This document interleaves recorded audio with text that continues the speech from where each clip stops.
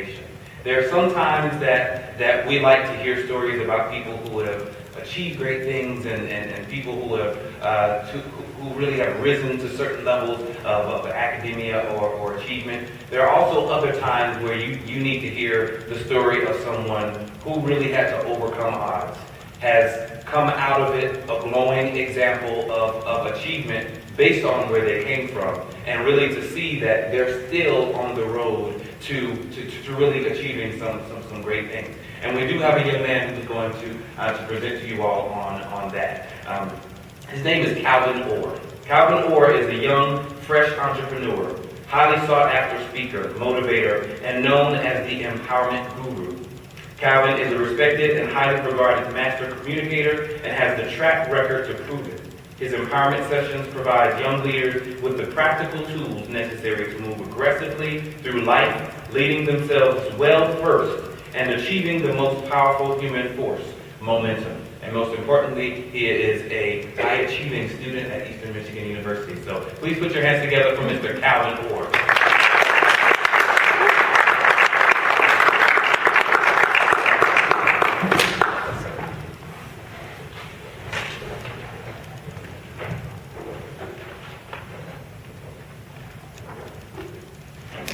All right, thank you, Reggie.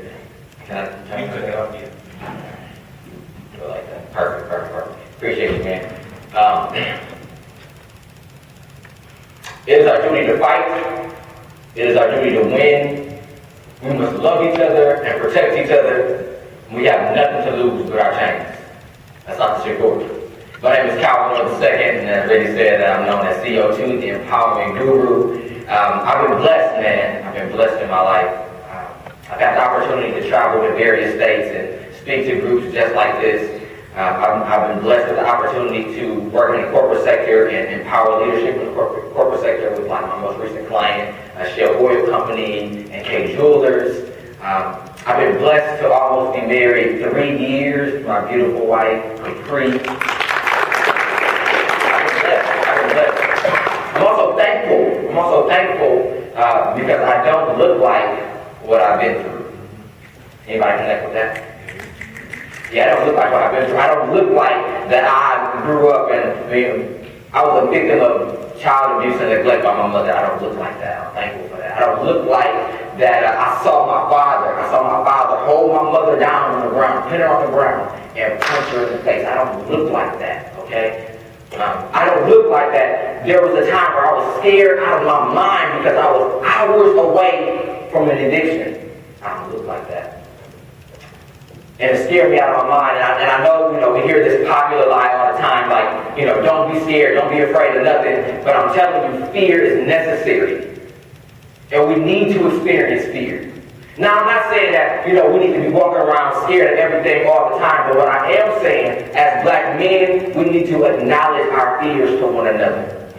Like, take, for example, nationally, black men graduate at a rate of about 33%. Now, that literally says that the odds are stacked against you, right? So how is that not even a little bit scary? So, I'm going to ask you a question. Probably a question you've asked yourself 1,000,001 times, and I guarantee this probably everybody in this room, including myself. Why am I here? Make it more personal, make it a little bit more tangible. Why am I here at Eastern Michigan University? I was having a conversation with one of my mentors, brilliant guy. He has never failed me. He's always right. Even when I don't want to be right, he's always right. He asked me, he said, so Cal, why are you in school? And I said, to get a degree. He's like, of course you're in school to get a degree, but there are some things that you need to experience on the way that you need to be obsessed about. And he gave me 4 tools. 4 tools I'm giving to you today. He said you need to be obsessed about these 4 things. Point number 1. First of all, do I have your attention? Okay. Statement number 1. It is our duty to fight. Imagine 10 or 11 o'clock at night, basement floor at a library. You see 2 different types of people. You see people in there that's like really getting it in, like really grinding. And then you see other people in there that's like loud, talking, and getting no work done. But I know it's this group of people who know that it's our duty to fight, it's our duty to grind, that it's our duty to hustle. And what does that mean? That means taking the tough classes and doing whatever it takes to pass those classes. Even if that means like staying up late, missing sleep, right? Meeting with tutors that you might not want to meet with. The biggest fighter I've ever met in my life is that little 5'2" woman right there. Because she showed me fight when she said, I am not embarrassed to take every single one of my papers to the writing center before I turn them in. And that's why she graduated on Sunday with her master's in clinical mental health counseling. She showed me fight. So fellas, it's our duty to fight. It's our duty to be obsessed with doing whatever it takes. Do I still have your attention? Yes, yes. Statement number 2. It's our duty to win. Anybody ever like play spades? Okay, so you sit at the spades table with you, the show partner, there's the team over there, everybody got their cards, you play from left to right. So this person played, you played, the person to your left played, now your partner is paying attention. What is something that you could possibly tell your partner when you know you ain't supposed to be talking across the table? Play to win! Play to win. If we're going to be in this collegiate game, we gotta play to win, man. Let me tell you something. C's and B's ain't good enough. C's and B's ain't good enough. That's not even winning. That's passing the class. There's a difference between winning and passing the class. Winning is getting an A and getting pissed off with an A-. That's winning. We gotta be obsessed, man, with winning. You still got your attention. All right, point number three. It's our duty to love each other and protect each other. All right, I've noticed 2 things. I'm sure everybody in this room has noticed those same things, and tell me if I'm wrong. Number 1, remember just spoke about it. In every one of our classes, it's probably like 2 or 3 folks of color. Period in that class. Anybody ever notice that? Right? Horrible, right? Well, I mean that is literally like a communications major. It's like 5 or 6 of us. It's like A, B, and that thing. But that, you gotta be a communication major to get that show. Anyway, second thing that I noticed, it's so easy for us to be walking from one building to another building, walking down the sidewalk and bypass another person of color and not say a word. Anybody ever notice that? Yep. So I'm going to tell y'all what I do, what I'm doing, all right? I'm forcing people to make eye contact with me and speak.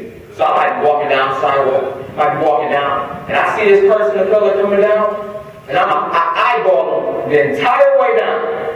And when they get within like 3 feet, like you need to try this, it's kind of fun. Like when they get within like 3 feet, I promise you, I guarantee you, test it out, they gonna stick their eyes real fast. As soon as they do that, like, what up, bro? Right. I'm forcing people to do that. And guess what? That's what we all need to do. We need to make sure that we embrace the folks. So if you ever hear somebody talking about the guy that's walking around talking about all the folks of color, yeah, that's me. So it's an old concept though. It's an old concept that I found to be true. And that's spread apart, we can do nothing, man. But together, we can make a powerful impact.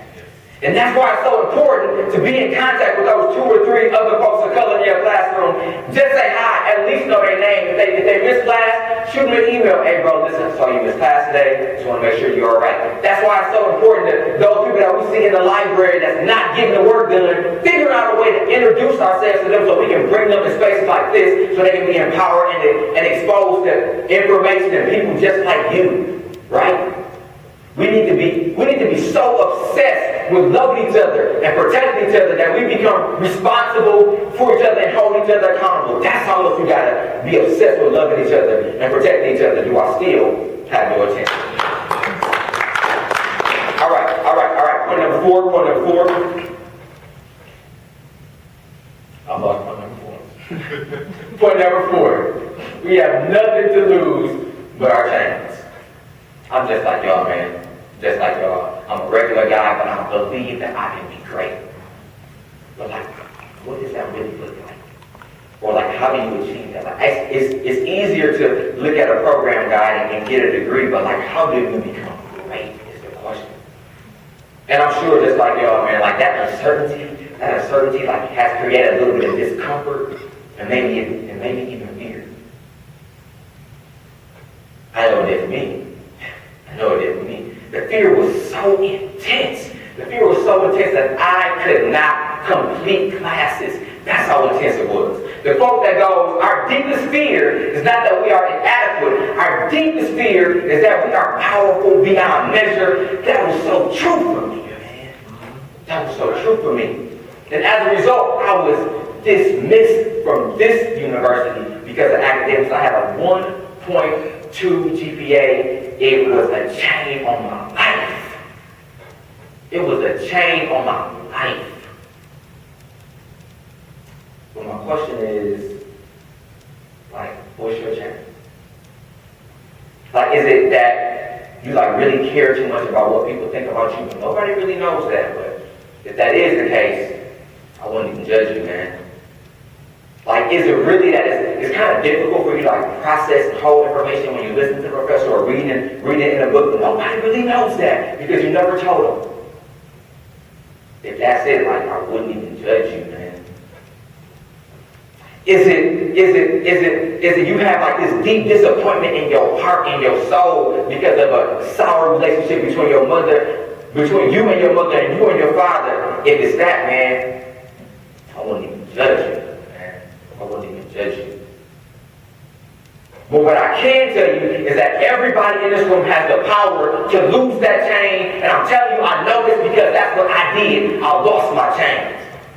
And I came back to school and I fought and I fought and I fought and I put in work and I grind, and I am so proud of myself because, like I said, I have a 4.0 GPA and I will graduate from this university with a cumulative GPA over 6%.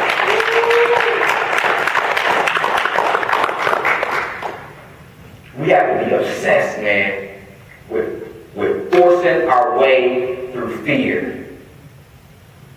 Events like this is powerful. They're powerful. They're powerful. We're here celebrating men. We're celebrating men of color. And I guarantee y'all don't have to worry about that national statistic that says 33%, that the graduation rate for men of color is 33%, because 100% of the people in this room will leave this institution with degrees.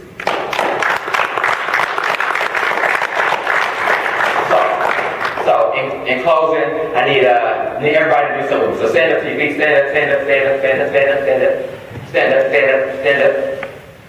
So we're gonna do this together. We're gonna recite the quote by Santa Shakur that I started this talk with, and we're gonna do it together. We're gonna do it 3 times. The first time, we're gonna do it with just over a whisper.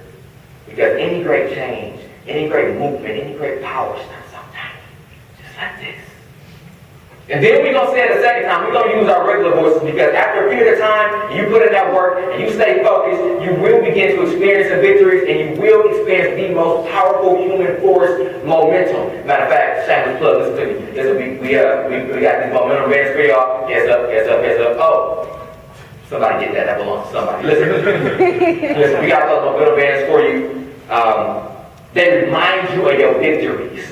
And we need to be reminded of our victories. And we sell things all the time. They go for about $7 easy. What we giving away for today? Today? Yeah, what we giving For away this group of men? Yeah. $3. $3. Okay, $3. You can get yours today. $3. If you make a big deal about $3, I guarantee you will never make $1,000 in one day. So get yours today. Don't make any kind of excuse about it. All right. Third time we're going to say the quote, we're going to say it with all kind of power. We're going to say it with so much power that people down the hall hear it. Because when we come together and we work together, we become a powerful force far beyond what our natural eye can see. So repeat after me. It is our duty to fight. It is our duty to fight. It is our duty to win. It is our duty to win. We must love each other and protect each other. We must love each other and protect each other. We have nothing to lose but our chains. We have nothing to lose but our chains. It is our duty to fight. It is our duty to fight. It is our duty to win. It is our duty to win. We must love each other and protect each other. We must love each other and protect each other. We have nothing to lose but our chains. We have nothing to lose but our chains. It is our duty to fight. It is our duty to fight. It is our duty to win. It is our duty to win. We must love each other and protect each other. We must love each other and protect each other. We have nothing to lose but our chains. We have nothing to lose but our chains. Give yourself a round of applause.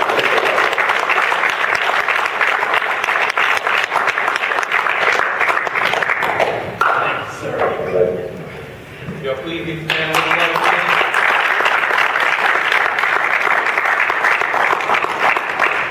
Now that we got the blood flowing a little bit, we can get move forward with the festivities.